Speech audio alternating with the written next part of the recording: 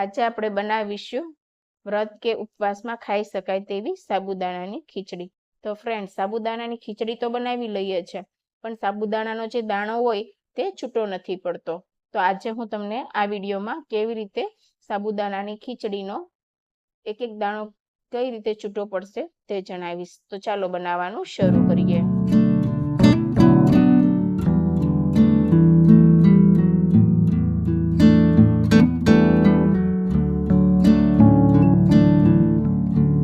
સાબુદાણાની ખીચડી બનાવવા માટે સૌથી પહેલા તો આપણે સાબુદાણાને એક વખત સારા પાણીથી ધોઈ લેશું, એટલે તેમાં જે પણ કંઈ સ્ટાર્ચનો ભાગ હશે તે નીકળી જશે.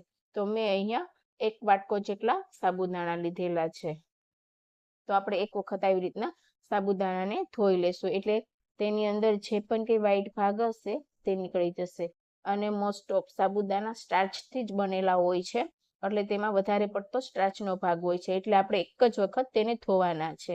તો આવી રીતના ધોઈ લીધા પછી આપણે જે વાટકાથી સાબુદાણા લીધેલા છે એ જ વાટકાનું માપ લેવાનું છે પાણી લેવા માટે.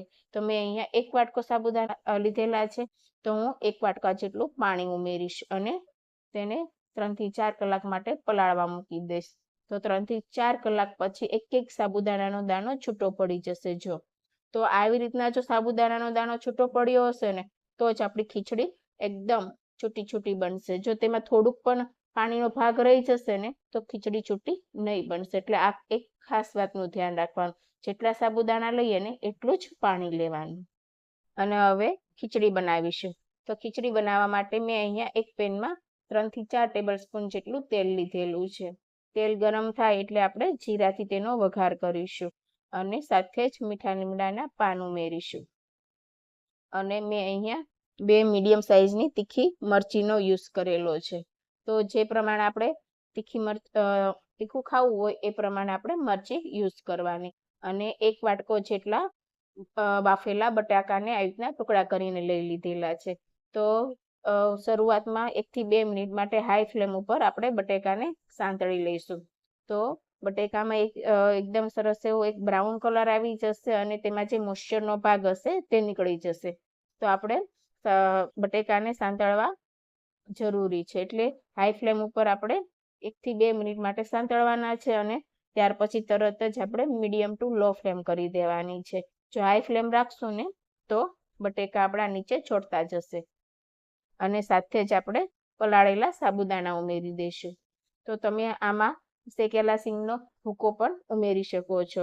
મેં અહીંયા નથી ઉમેર્યો, પણ તમે ચાહો તો ઉમેરી શકો છો. અને એક વખત આ રીતના મિક્સ કરી લઈશું.